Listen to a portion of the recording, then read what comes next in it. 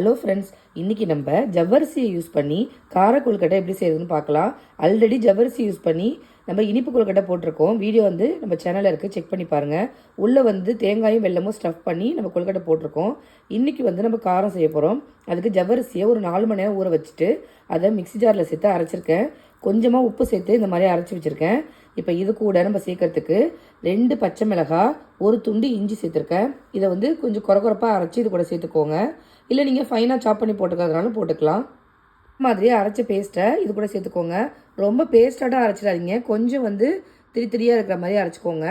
இப்போ இதை நம்ம இது கூட கூடவே துருவன தேங்காய் நான் அரை மூடி சேர்த்துக்கிறேன். மிக்ஸி ஜாரில் பல்ஸ் மோடில் கொடுத்தா எடுத்திருக்கேன்.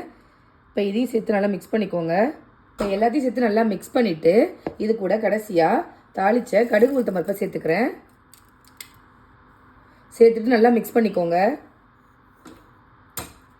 பாருங்க, பேட்டர் சூப்பராக ரெடியாக இருக்குது. இதை நீங்கள் சின்ன சின்ன பிடிக்கொழுக்கட்டை மாதிரியும் பிடிச்சிக்கலாம், இல்லைன்னா உருண்டையாகவும் நீங்கள் செஞ்சுட்டு வேக வச்சு எடுத்துக்கலாம்.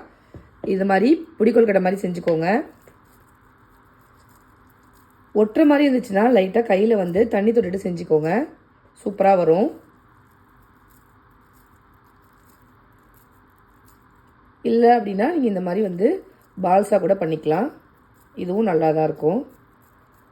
இந்த மாதிரி குடி குடி பால்ஸாக கூட வேக வச்சுக்கலாம். இப்போ எல்லா மாவையும் நம்ம இதே மாதிரி செஞ்சு எடுத்துக்கலாம். எல்லா மாவையும் நான் ரெடி பண்ணிட்டேன். இப்போ இதை நம்ம இட்லி பாத்திரத்தை வச்சு ஒரு 15 நிமிஷம் வேக வச்சு எடுத்துக்கலாம். அவ்வளோதான், நான் வேக வச்சு எடுத்துட்டேன்.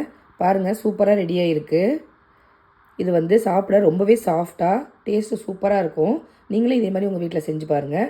எப்படி இருக்குது அப்படிங்கிறத கமெண்ட் பண்ணுங்கள். நான் போகிற ரெசிபிஸ்லாம் உங்களுக்கு பிடிச்சிருந்தா நம்ம சேனலை லைக், ஷேர் அண்டு சப்ஸ்கிரைப் பண்ண மறக்காதீங்க. தேங்க்யூ.